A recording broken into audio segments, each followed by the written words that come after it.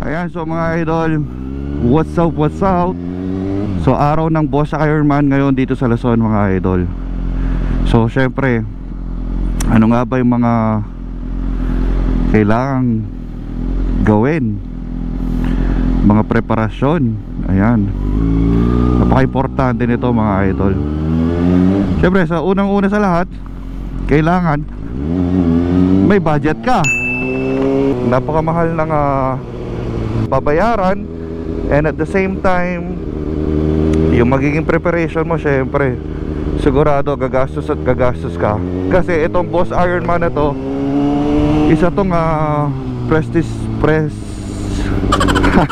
isa siyang prestige event. Ayan, prestigyoso. Hindi ko masabi. Yan, isa nga siyang prestige event.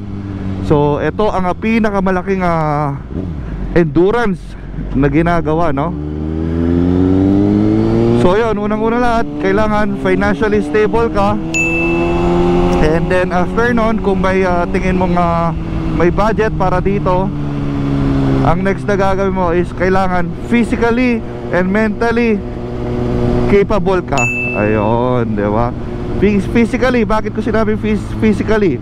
Since endurance to mga idol, kailangan yung more than 1,200 kilometers is kaya nating or kaya nyong takbuhin, di ba? Kasi with a limited pahinga lang kasi yan. Okay, hindi ka mukha kapag nagra-rides tayo, yung oras nasa atin. So kung talagang nag-stop over tayo, nagbababad tayo minsan. Pero sa Boss Ironman, though naka-declare dyan na Boss Ironman is not a race, sabing ganon, pero still time management pa din siya, diba? Ayan, ang next na gagawin mo is magpa-condition ka na.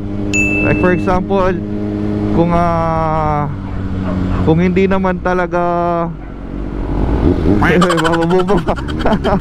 ayan, kailangan preparasyon sa motor.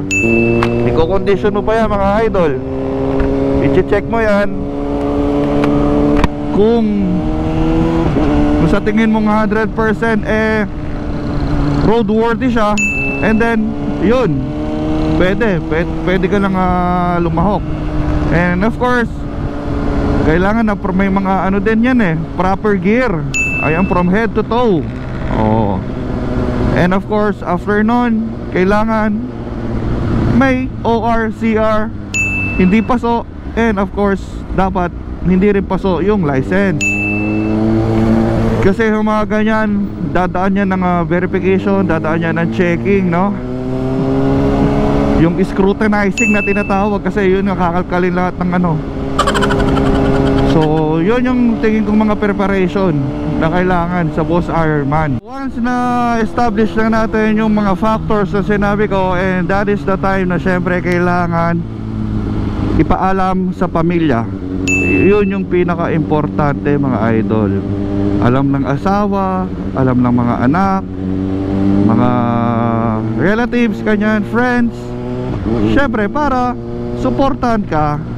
So syempre kailangan matatanggap ni Mrs., ni Commander na for how many hours yun, mawawala ka muna, and at the same time syempre nakamotor.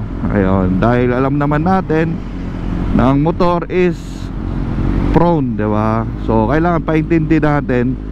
Ayun, and kailangan syempre maintindihan din nila. Kung sinabing ayaw, well, I guess huwag nang pilitin.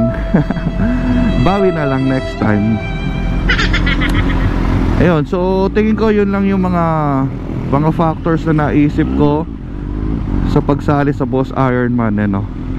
So kung may mga nakaligtaan ako, may nakalimutan, please comment kung ano pa yung mga preparasyon na kailangan gawin dito sa Boss Ironman na to. And of course, syempre sa mga lahat ng sumali, lumahok, ride safe lang mga idol. Ang pinaka-importante sa lahat ng sinabi ko is magdasal. Ayan, matinding baon yung panalangin mga idol. Napaka-effective nyan.